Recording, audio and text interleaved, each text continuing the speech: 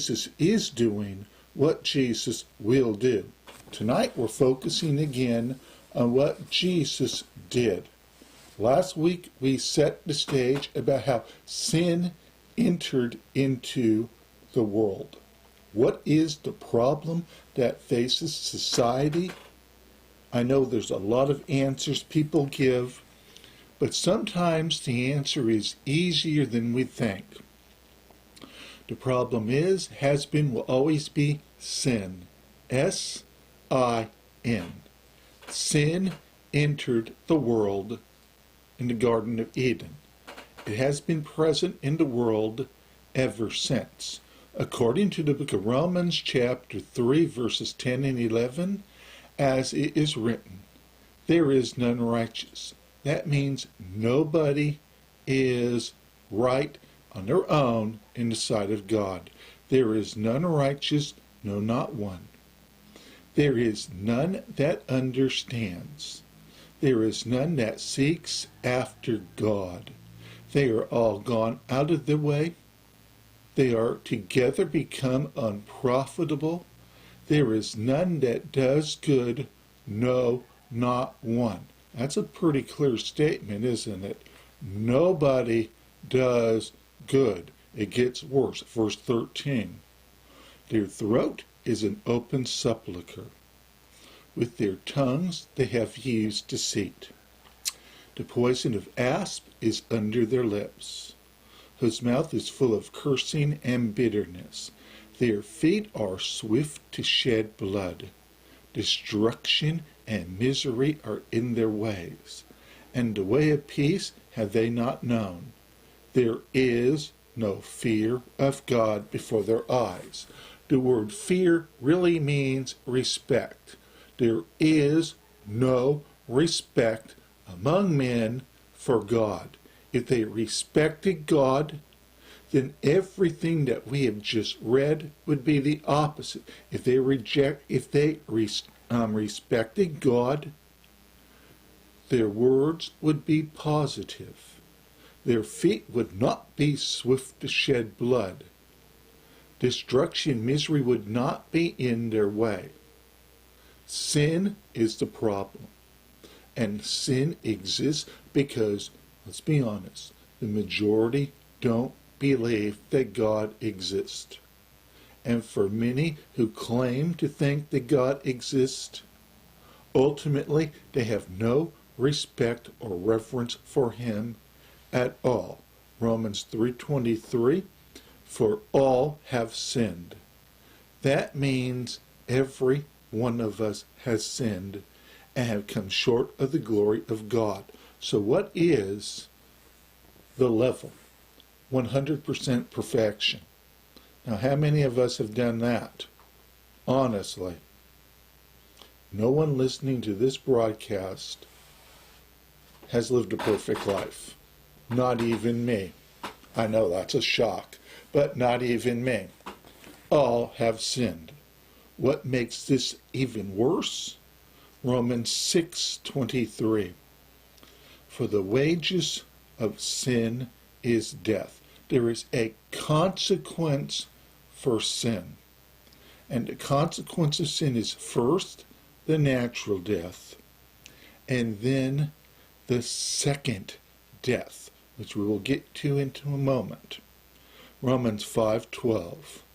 Wherefore, as by one man sin entered into the world, and death by sin, and so death passed upon all men, for that all have sinned. And what do we see here? The consequence. Death by sin, or sin making it possible for us to face the second death. James chapter 1, verses 14 and 15. That every man is tempted when he is drawn away of his own lust and enticed. Meaning, the devil didn't make you do it. You did it on your own. Then, when lust has conceived, it brings forth sin, and sin, when it is finished, brings forth death. So it basically works this way. First, something happens. Oh, I want to do that. You do it. You sin. What's the consequence? Death. Understand something. For every sin, there is a consequence. It might not necessarily be seen in this lifetime, but there is a consequence for sin. Now, we mentioned that people, they have no respect or reverence for God. They also have no reverence or respect for this thought, that there is life after death. There is life after death. And for those who have sinned and fell short of the glory of God, they will, in life after death, face the consequences for their actions. The consequences of sin will be experienced in full 100% or once one dies. Revelation chapter 20 verse 11. This is after the tribulation, after the millennium, after Satan is put in chains and is now bound for eternity. What happens? Revelation chapter 20 verse 11. I saw a great white throne, and him that sat on it. This would be Jesus, the Son of God, from whose face the earth and the heaven fled away. We did mention that no one had respect or reverence for God, didn't we? Well, now is the time to start paying the price. And there was found no place for them, verse 12. And I saw the dead, those who had physically died. I saw the dead, small and great, stand before God. And the books were opened. And another book was opened, which is the book of life. And the dead were judged out of those things which were written in the books according to their works or their actions. What they did on earth now becomes what they're going to be judged on for eternity. Verse 13, excuse me.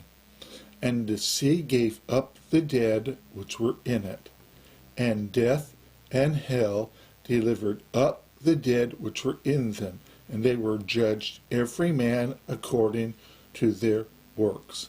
And death and hell were cast into the lake of fire. This is the second death. So what is the second death?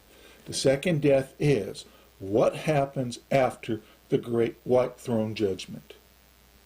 After the books are open, after one has to give an account for what they did in this life, whether or not they were righteous or not. And let me tell you, if you get to the great white throne judgment, forget about being right. You're in deep trouble at that point. Verse 15. And whosoever was not found written in the book of life was cast into the lake of fire. Now I know there's a lot of people, well, I don't believe in that, therefore it's not true. It doesn't matter what you believe in. This is true. I know sometimes we gotta get very blunt on this. There's a lot of people, well, because I don't believe God exists, therefore God does not exist.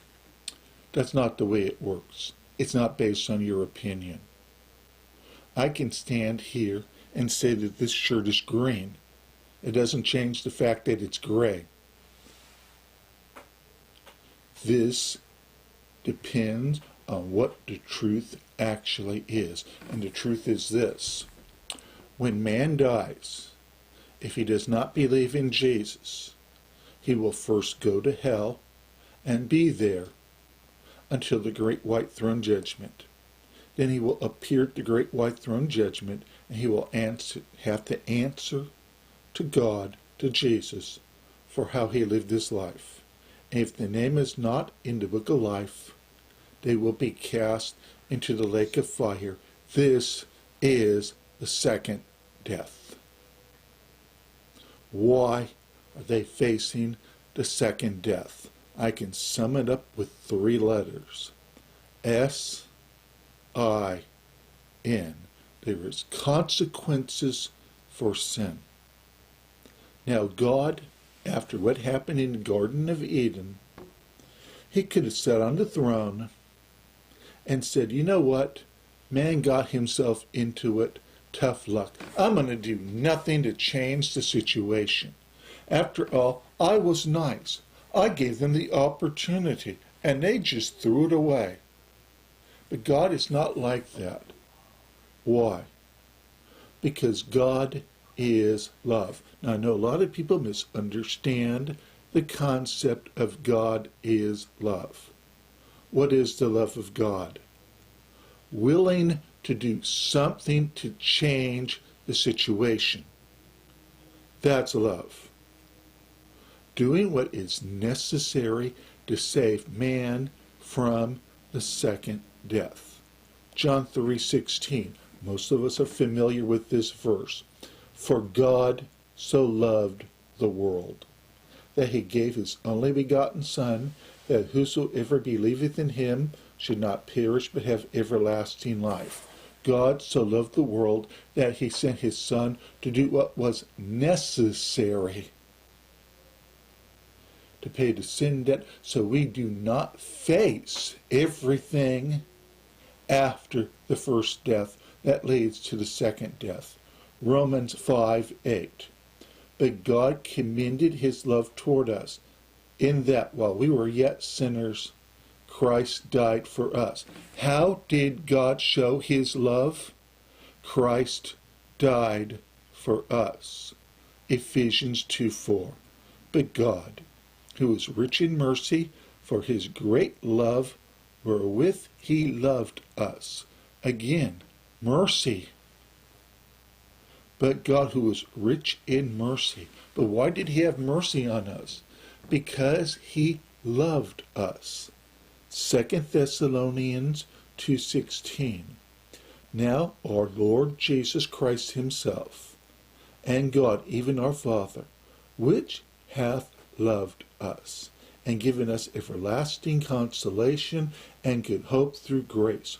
But why do we have everlasting consolation and good hope through grace? Because God loved us. 1 John 3:16. Hereby perceive we the love of God, because he laid down his life for us, and we ought to lay down our lives for the brethren. Again, the love of Christ. What is the motive behind everything that God does? What is the motive behind everything that Jesus does? It's love. A loving God does not want us to face the second death. He does not want us to face the lake of fire or anything like that. So God is willing to do what it takes to change the situation. And what does it take? Hebrews chapter 9 verse 22. And this is going to be the key verse about where we are going from this point on. It said, and almost all things by the law are purged with blood. And without shedding of blood, there is no remission. In order for the sin debt to be paid, in order for God to show his love and mercy to mankind, blood must be shed. There is no forgiveness of sin without the shedding of blood. This is not a case of, well, I just forgive you. It's not that easy. God has to do something first for us to be forgiven. and that something is the shedding of blood. Let's look at the Old Testament a little bit. Most of us are familiar with the story of Cain and Abel. Let's start with Genesis chapter 4, verse 3. And in the process of time, it came to pass that Cain brought of the fruit of the ground an offering unto the Lord. And Abel, verse 4, he also brought of the firstling of his flock and of the fat thereof. And the Lord had a respect unto Abel and his offering. But unto Cain and to his offering he had not respect. And Cain was very wroth, and his countenance fell. Now let's hold there for a second. What is the difference between the two sacrifices? One offered blood. Without the shedding of blood, there is no remission. And the other offered something that was not blood, the fruit of the ground, his crops. What did we see in Hebrews? Without the shedding of blood. It's that important. Now, Cain, by this point, by judging everything, he knew what he had to do, but he chose not to do it. That's called rebellion, which is called sin. The shedding of blood. Verse 6. And the Lord said unto Cain, Why art thou wroth? And why is thy countenance fallen? If thou doest well, shalt thou not be accepted? What did he have to do? What did Abel do? The shedding of blood. What is Cain not willing to do? The shedding of blood. There is no remission of sin. There's no forgiveness without the shedding of blood. And if thou doest not well, sin lies at the door. And unto thee shall be his desire, and thou shalt rule over him.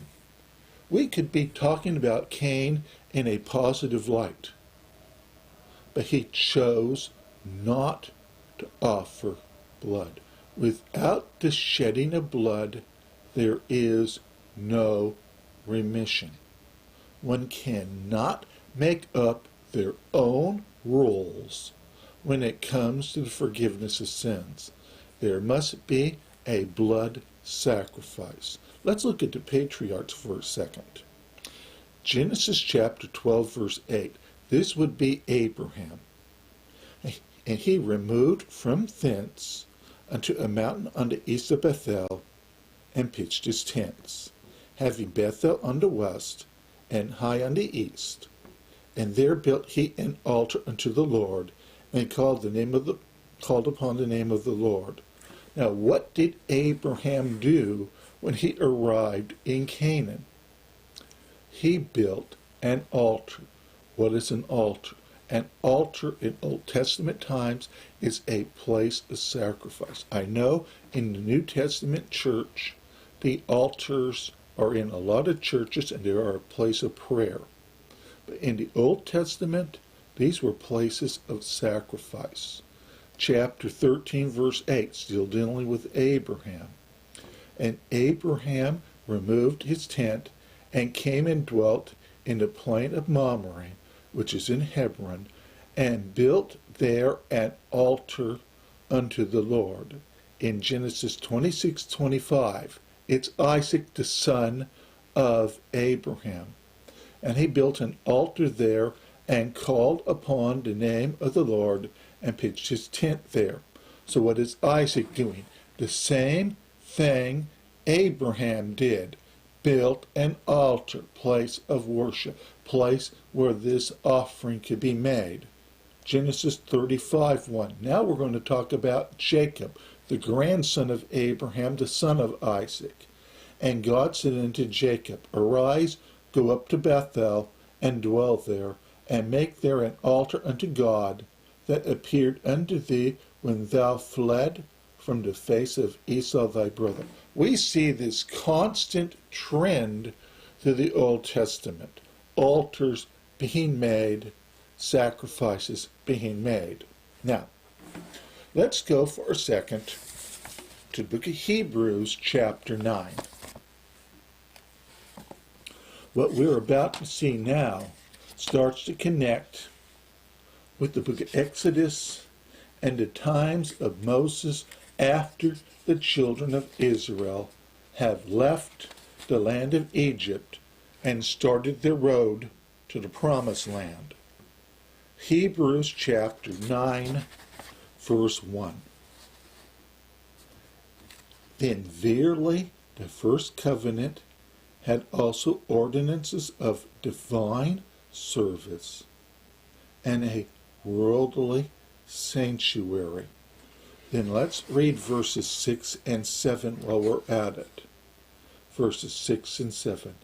Now when these things were thus ordained, the priest went in always into the first tabernacle, accomplishing the service of God. But into the second went the high priest alone once every year, not without blood, which he offered for himself and for the heirs of the people. Now in these verses, we see the 5 things that was needed for an Old Testament atonement. When Israel left Egypt, when they got to Mount Sinai, the Lord established these 5 necessary things for an atonement to be made. The first one we saw in verse 1, covenant, a sacred agreement between God and man. Second, divine service. Third, worldly sanctuary, originally tabernacle, later temple. In verses 6 and 7, we saw number 4 and 5, priest and blood. So what is needed for an atonement? 1, covenant. 2, divine service. 3, earthly sanctuary. 4, blood. 5, priest. Are we together on this? These are 5 essential things that were needed to make an atonement for sin in the Old Testament. Now, let's walk through this a little bit to see the role of each of them, starting with the book of Exodus chapter 24, verse 1. Now, by the time we get to Exodus 24, the children of Israel would have heard the 10 Commandments.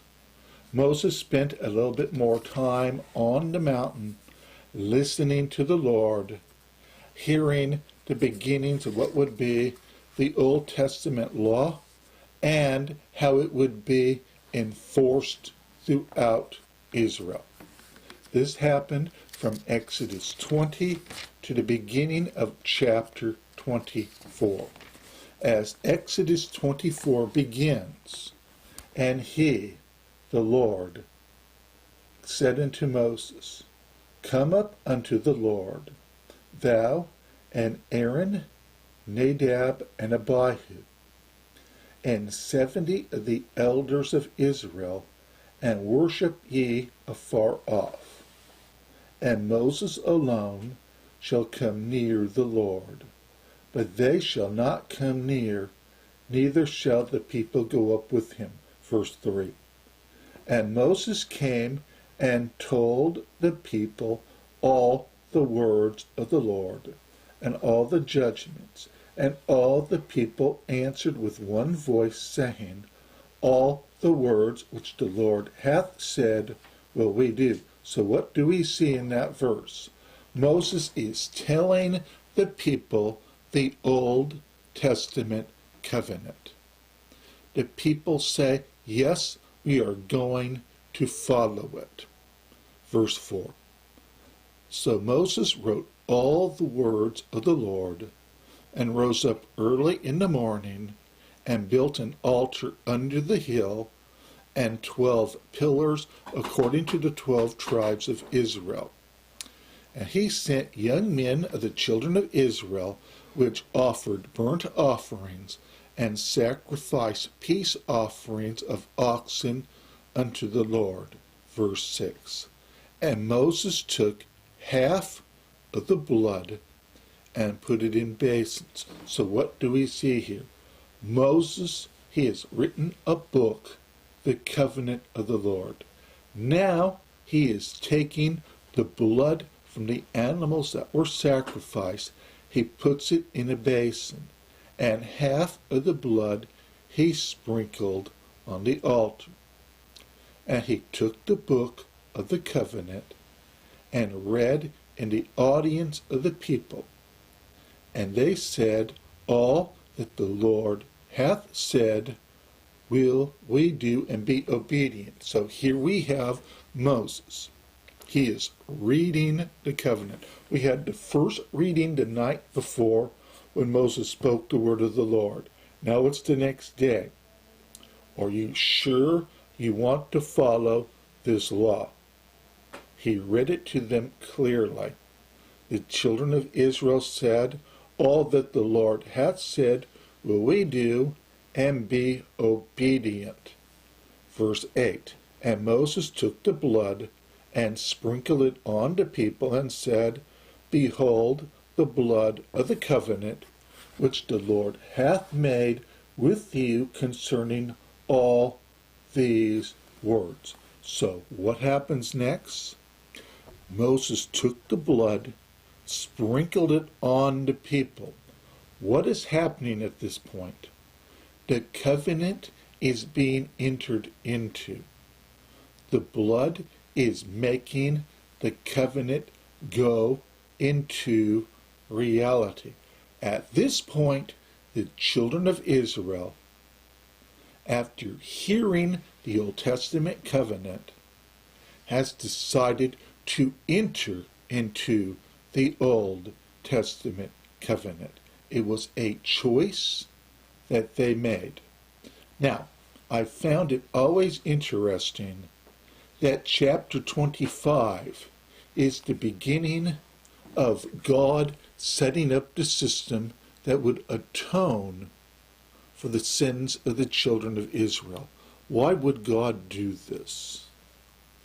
Because God knew that the children of Israel would not keep the covenant. But God, loving as he is still willing to do what is necessary to atone sin. Why is God going through all of this? He loves Israel. Chapter 25, verses 1 and 2. Are you still with me? And the Lord spake unto Moses, saying, Speak unto the children of Israel, that they bring me an offering of every man that gives it willingly with his heart. He shall take my offering. Always starts with an offering, doesn't it? But the people are giving to what? Verse 8. And let them make me a sanctuary, that I may dwell among them, according to all that I show thee, after the pattern of the tabernacle, and the pattern of the instruments thereof, even so shall ye make it. So what do we see here?